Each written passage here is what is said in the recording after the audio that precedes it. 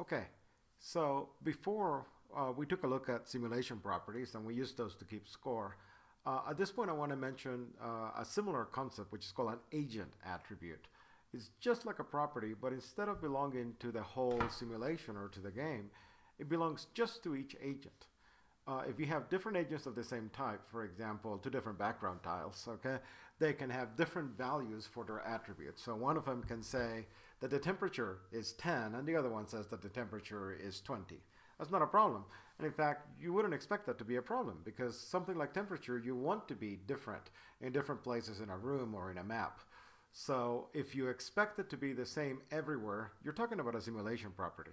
If you're expecting to be able to vary uh, depending on different people or different locations or whatever, then you need it to be an agent attribute, okay? Now there's something a little funny because I said location, but in reality it's actually an attribute of an agent, not of a location. So what happens is that there's lots of agents in a particular cell, okay? Each agent can have a different idea of what the agent attribute is. And so what we mean is whatever the agent that's on the top says, okay? So if you have three different agents, the agent that's in the top is the one that gets to say what the current temperature is. Now, I didn't just introduce this for no reason. I'm headed to two of the computational thinking patterns that AgentSheets has for games. And one of those is called diffusion, and the other one is called hill climbing. We're going to start with diffusion. Now, diffusion is a technique that allows kind of changes to propagate to nearby cells. So temperature is really my favorite example of that. So let's say that we have a very hot object placed in the middle of the room. Well, it's going to warm up the cells that are next to it, right? So those are going to get a little hotter. And then in turn, those will warm up the cells that are next to them. They will get a little hotter, and so on. And that's just the way temperature works, right? Lots of things can be like that, but just talking about temperature now. Now, one question that's pretty reasonable is, what exactly do we mean by the cells around it? The technical term for that is neighborhood. So we're asking, what does it mean for some neighboring cells? What's the notion of neighboring cells? And to be honest, there's lots of different ways to answer that. There's not like a standard way, but there are some different standard answers that you can provide. One of those is simply, look, it's all the cells that are around me. So there's probably 8 cells around you, right? There's up, down, left, right, and then there's the 4 diagonal neighbors, okay? That's one possibility. Another possibility is, which just means the ones that are up, down, left, right. That's just 4, okay? Maybe we want to include the current cell. Maybe we don't, okay? All those are ideas of what we mean by neighbor. They're all valid in different circumstances. There's one kind of a big subtlety that we have, and that is that let's say that what I want to do is take my current temperature is actually to the average of the temperature of all the cells around me. Okay, cool, we can definitely do that. But what happens when we get close to a border? If we're not very clever, then we might say, oh, add up all the temperatures around me and then divide that number by 5, if that's the number of neighbors that I'm expecting. But if I'm right at a corner, then I don't have all my neighbors, so actually I shouldn't divide by 5. Maybe in that case I should only divide by 3. So we shouldn't just add up all the values and then divide. Instead, what we should do is actually make sure that there is a temperature there in one of those cells. Otherwise, we're just adding 0, and that's probably not what we mean, okay? Remember the path that we had in the game where there's kind of long corridors. You don't want to count the area that's outside the corridor actually contributing to the temperature, okay? Now, how in the world are we going to do something like that? The answer in AgentSheets is actually pretty interesting. What we want to do is just send a message to our cells. We send a message to the current cell, and we say, hey, check your neighbor that's above you. Check the neighbor that's to your left. Check the neighbor that's to your right. And whenever we do that check, that we actually see, am I looking at something that has the temperature? Oh, we are? Okay, great, then include it. Otherwise, don't include it, okay? Now, this is kind of a little idiom, or in a certain sense, is a computational thinking pattern as well, which is, I need to make myself do something, okay? And I want to do it kind of to control the order. First up, then down, then left, then right. And that's used a lot. Okay, so it's really important to try to understand it. So here's the setup. At the very beginning, we're gonna say the average is just my temperature, and how many cells have I seen? Just me. So that number is 1. Then we'll check the cell above me. If that has a temperature, then we add that to what we're calling the average, or really the sum. Okay, and we'll also add 1 to the count. If it isn't, then we're just going to leave the sum and the count the same. We do that to the one below, to the left, to the right. We can get the corners, whatever. At the very end, so this is after we say make myself do this, make myself do that, make myself do that. At the very end, we'll take the total sum of temperatures we're seeing and divide that by the number of cells that had temperatures. That is a very good notion of average. It's very robust. It doesn't matter how many neighbors there really are. Before actually showing you the demo, again, I want to make sure that you realize just how mathematical this is and all the connections that there are. This concept of diffusion is just used everywhere. And in fact, the example we've just talked about, which is an example of heat on a two-dimensional plate, is actually what the mathematician Fourier used and when he was developing the Fourier transforms. He was actually interested in what would happen when one of the cells varies its temperature over time by some outside stimulus, like for example a flame that gets very close and then goes away and then comes back and is close and it goes away. So what exactly would happen to the temperature of all the points in the plate? Okay.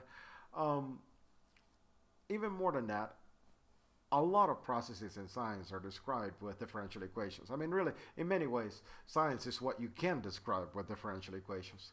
And what differential equations do is they tell you how things change locally, okay? So positions of a planet. If the planet is at this location, then it'll move to this location, right? I mean, that's exactly what the differential equations are doing. The temperature, if it's currently this hot, then the temperature will change in the following sense. For example, Newton did some equations that talked about, how coffee cools down over time. I think he had other applications in mind. You can also talk in chemistry. You have a solute in a solution. Just what's the concentration of it over time if something is changing, like some chemical reaction is taking place. All of those are examples of things that change over time. That is all differential equations. And the way that we solve differential equations in computer is by turning them into what are known as finite difference equations. And finite difference equations are exactly what we have in our simulation or our game here, okay? So what we mean by finite differences is that you have cells and that the cell has a value. And instead of thinking it continuously, we think discretely, which is to say there's actually a neighbor to our right instead of just infinite approximations. So what we did, actually what we solved using that nice little diffusion is really the numerical solution to this very, very intimidating differential equation there in the middle, which happens to be the heat equation, which is studied in physics and other places. That's not the only connection to mathematics that you can make right now. Another one actually has to be that what did we really just do? The cell had a value, and then we changed the value based on whatever the cell's value was and the value of the neighbors around it, okay? So if you come up with different rules for how the current value should change based on its previous value and that of the cells around it, then what you're rediscovering is known as cellular automata. And cellular automata are, number one, beautiful, okay? You can generate just gorgeous graphics with them. So maybe that's something that your students will want to do. But they also have all sorts of applications. And Stephen Wolfram, for example, he's a pretty famous physicist. Among his accomplishments, he built something called Mathematica and also Wolfram Alpha, which is based on Mathematica. He calls this a new kind of science, and his belief is that cellular automata can actually describe the universe in the same way that differential equations describe the universe. I'm not convinced, but you know what? He makes a very compelling case. You may actually want to, at least browse through that book sometime. It's absolutely fascinating. Okay, I have one kind of subtlety that we cannot get away from, okay? And this is the issue. All the cells figure out the temperature, and they're all doing it independently. So some cell goes, oh, I got to look at the temperature of my neighbors and use that to figure out the next value of my temperature. But the neighbors are also doing the same thing. So is it possible that the notion of temperature is not really well defined? Because it depends on the order in which the cells actually try to change their values, okay? The answer to that question is actually very difficult to come up with. And the short answer is simply that it depends.